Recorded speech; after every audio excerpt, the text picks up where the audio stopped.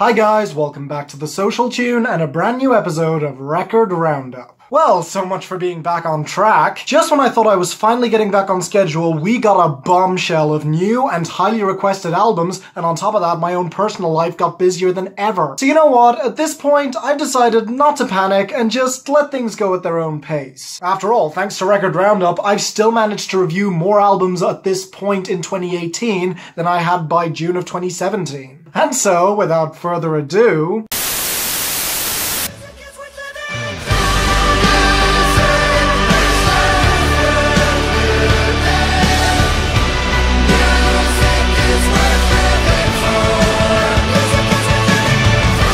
You know, there's a misconception that the term party music only applies to certain genres. There's pop, there's rap, and there's EDM, but one genre that is rarely brought into that conversation is rock music. Specifically, hard rock and heavy metal. Which is where I Get Wet comes in, the 2001 album by Andrew WK. Which was mainly ignored or trashed when it first came out, but has since been heralded as a classic. And seriously, if you want to see just how insecure Pitchfork can be, then look up their two separate reviews for this album. And yeah, I know that they're two separate authors, but the fact that they re-reviewed it at all does say a lot. Anyway, my general disdain for one of my biggest competitors aside, I love Andrew WK. The guy has cultivated an image and personality all his own thanks to his inspirational talks and, of course, his awesome music. And this one has been a long time coming, 7 years since his last project and 9 years since his last full studio album. So I sat down to listen to this, ready for a damn good time, and that's pretty much exactly what I got. Yeah, really, this album is nothing out of the ordinary for Andrew WK. Incredibly catchy, full of lyrics about partying hard, and an album that I find very hard to sit through without smiling. Now, I will say, if I'm comparing it to his other projects,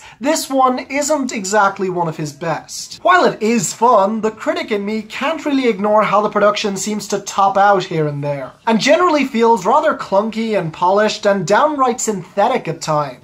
There's a feeling that nothing will surprise you on this album, all of it is following a certain formula. But if you've been a fan of this guy for a while now, and you've eagerly been anticipating this album for years, then yeah, this will definitely scratch that itch. The guitars are usually fast-paced and groove-heavy, the drums provide great support, the hooks are explosive, and the lyrics, well, they're about the necessity of partying. From the science of it all about releasing endorphins, to the emotional side where Andrew admits that everyone gets depressed at times, even himself, to the man who's trying to keep your spirits down and the only way to go against him is to party all the harder. Again, it's not complex, not at all, and even though a lot of what he says on this album does sound inspirational, especially in the spoken parts, it's not that revolutionary or deep, and most of it is pulled from talks that he has given over the years. But at the end of the day, the hooks on this album just pulled me in so much. From the gleaming keys backing up music is worth living for, to the ascending tempo, bells and horns on the closing title track, to the embrace of darkness on The Devil's on Your Side, to even the anthemic marching ballad Party Mindset. So yeah, not his best album, but definitely one that is very easy to love. For me, it doesn't quite get there all the way, but if you can tell me that you sat through this album and didn't enjoy it even a little, you're either lying to yourself or trying way too hard. Solid 7 out of 10, definitely an easy recommendation for all of you. I can't promise you'll love it as much as some people seem to, but I can promise you'll be in for a damn good time with some fun party vibes. And at times, that's all you really need.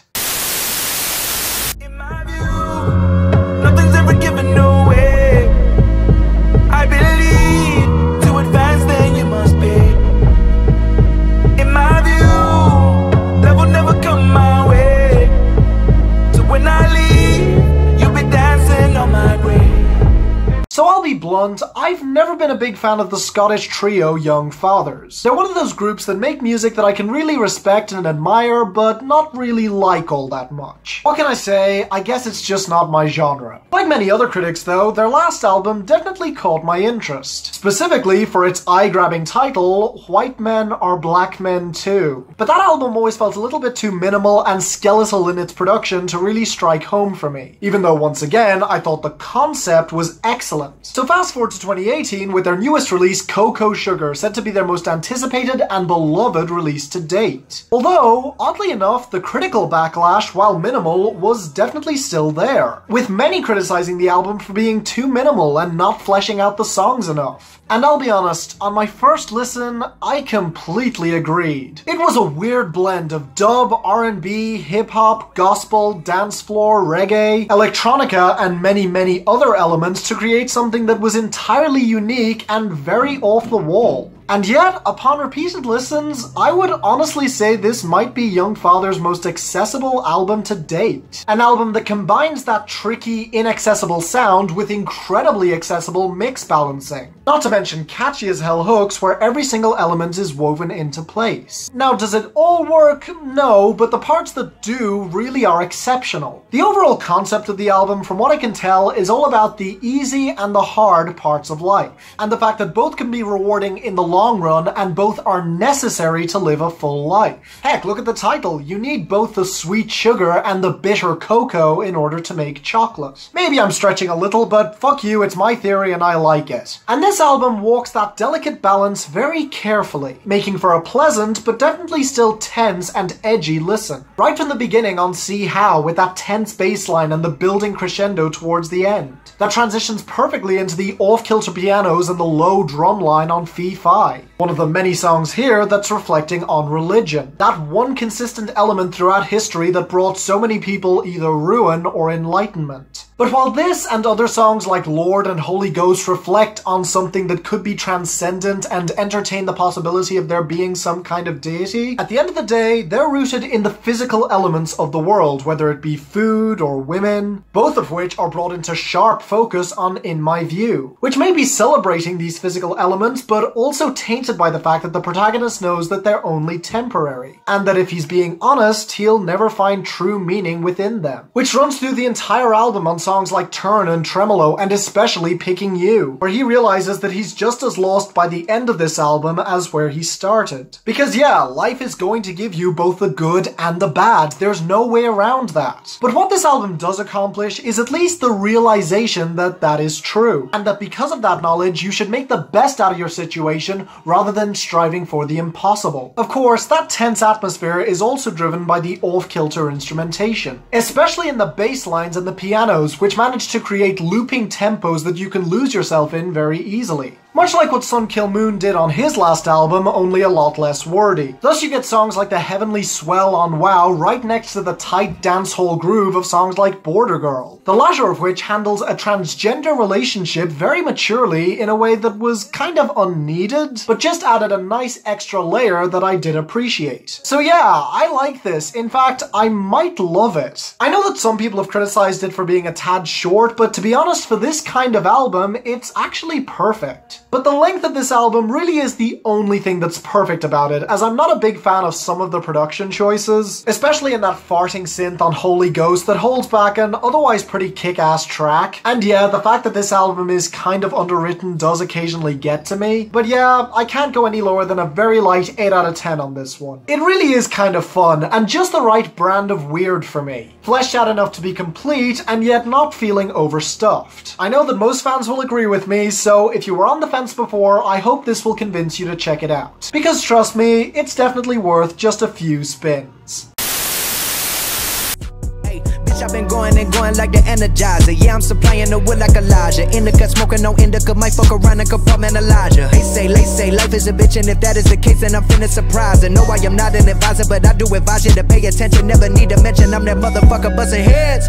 Finna push it to the ledge. You know, if you had told me 4 years ago that I would be tired of Logic, I would have called you crazy. I mean, when Under Pressure dropped back then, it was one of the best rap records of the entire year, shaking plenty of people down to the bone and leaving many to wonder who this guy even was. But ever since then, Logic has seemed fairly content to just rest on his laurels, releasing more and more basic music the more he integrates himself into the mainstream, which was absolutely epitomized last year with his massive hit 1-800 with Alessia Cara and Khalid, a song that I can definitely respect for its good intentions but completely botched the execution, rightfully making many people's worst hits of 2017. But hey, it's still Logic, he's still got a great great flow, and at least on his mixtapes he is known to bring a bit more fire in bars. And in a way, you do get that. If I'm comparing this to his last album, it is better, but not on par with his best work. The first Bobby Tarantino was better produced and more intricate. Meanwhile, this one, while definitely having some potent moments, is weighed down by a couple of very obvious missteps, specifically in the production. Take a song like Midnight, where the beat starts off fine and then switches into weird shrieking and atonal chiming. Or Yuck, with its atonal glassy beat that just sounded awful. Or the autotune that flooded Wizard of Oz that just made the chintzy strings sound even more grating. Or the uncertain bass beat that drowns out half the instrumentation on Contra. But the absolute worst moment is on Every Day with Marshmello, which combines insufferable repetition, a generic pop hook, and the most unfocused beat on this entire project that doesn't even sound like Marshmello.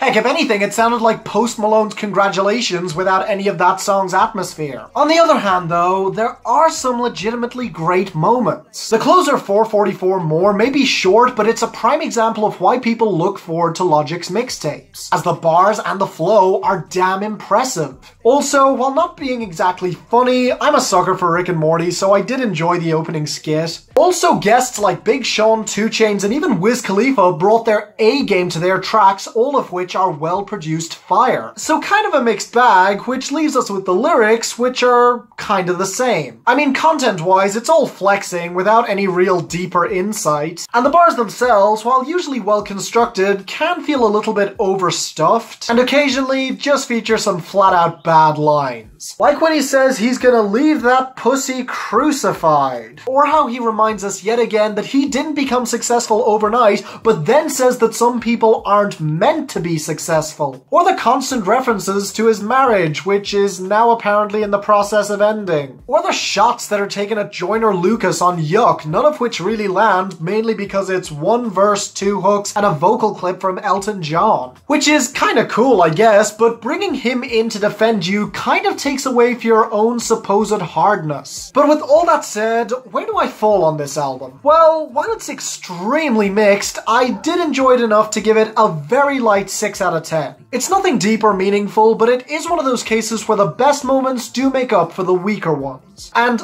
ultimately levels out to being just about a net positive. I'm curious to hear what you guys thought about it, but for me, I guess it's passable. Still want you to get back on your game though, Logic, anytime now. Tell me where you've been. I would be complete if you'd only let me in.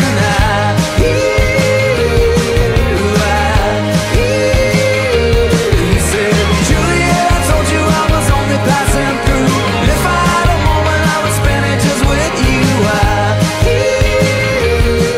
Okay, so if I'm being honest, I only checked this out because a number of you guys requested it. Because I don't think I'd ever heard of the Fratelis before 2018. Or at least I thought I hadn't until I listened to and remembered hearing their breakout hit Chelsea Dagger. Which, yes, remains a fantastic song to this day, even though I would argue it's not even the best song off of that album. For the rest of you not in the know though, they're one of those big shot indie groups that broke through in the late 2000s and early 2010s. A little after Franz Ferdinand, but before Fueled by Ramen started making everything sound the same, so kind of in the same vein of a band like The Killers. And after listening through their entire discography, I can definitely see why they have such a loving and loyal fan base, because this is a pretty kick-ass little group. And while their last album, Eyes Wide, Tongue Tied, was kind of a step down in my opinion, the lead-off singles for this one promised something glorious. This is one of those projects that not enough people are going to hear and far fewer are going to cover. So I was determined to put some time aside and listen to the whole thing.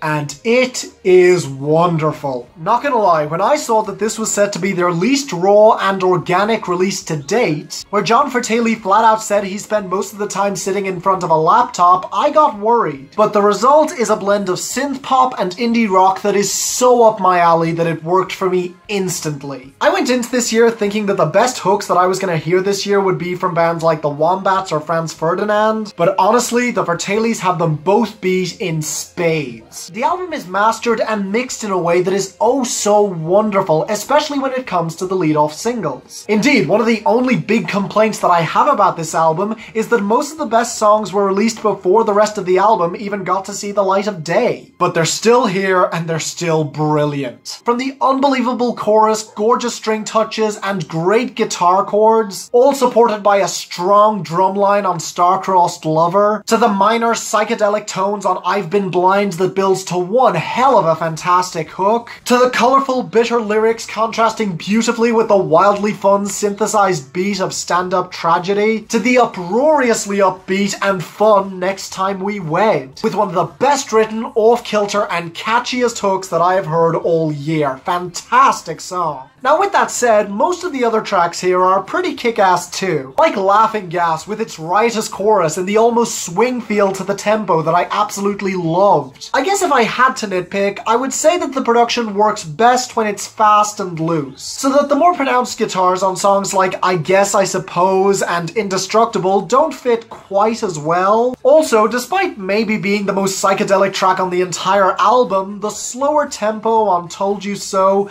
didn't really work for me. It just dragged a little. Not to mention the fact that the closer, I Am That, does the slow burn effect so much better. But even then, it's still a damn good song. There's not a bad one here. So despite my minor criticisms, I think that this is one of the best albums of the Fratellis' career, second only to their debut, netting an extremely strong 8 out of 10. Indie rock can so often fall into a more folksy, ambient lane of its own, but with this release, the Fratellis remind us just how awesome and kick-ass the genre can really get. Great work. But they just keep on flying right on by like it ain't nothing. I wish I had me a pause button.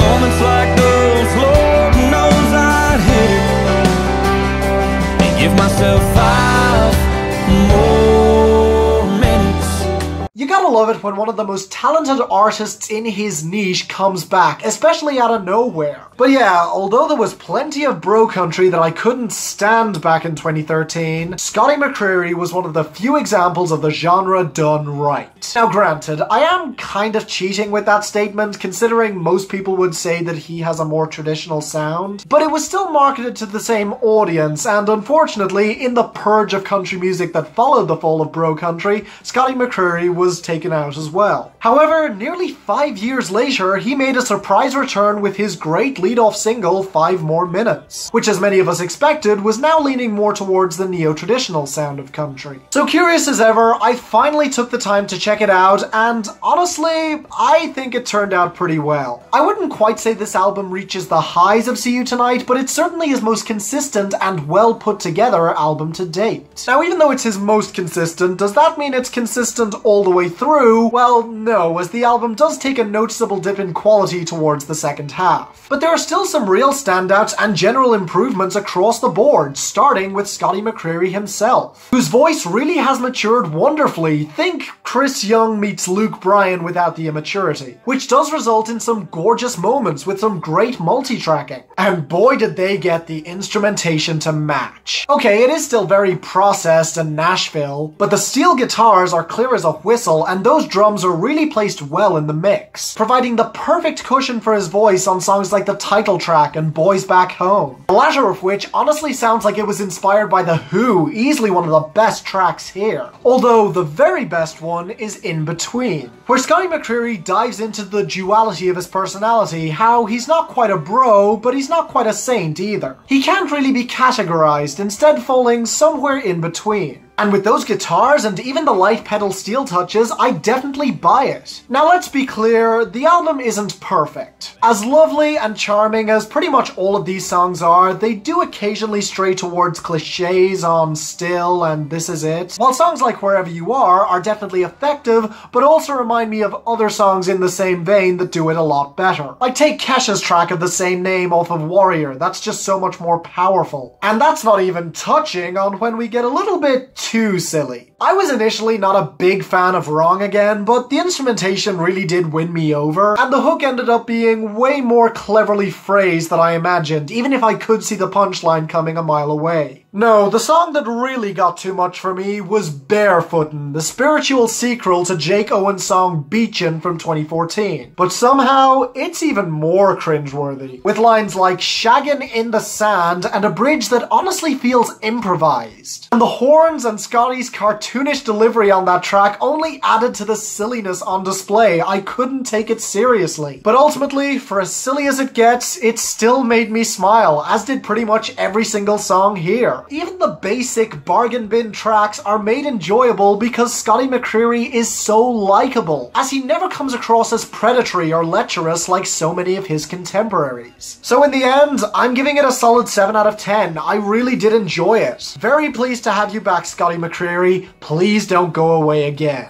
So those were the records for this episode. Leave a like if you enjoyed. I wanted to talk about all of these a lot earlier. I know I'm late, but still, if you want to tell me your thoughts on them down in the comments below, please do. Otherwise, if there are any other projects that came out recently or are going to come out very soon, then please post those down there as well, or tweet them at me at the Social Tune, link in the description. In the meantime, please subscribe and hit that notification bell so you don't miss a thing, and until the next time, I'm Finn, and this is the Social Tunes signing off.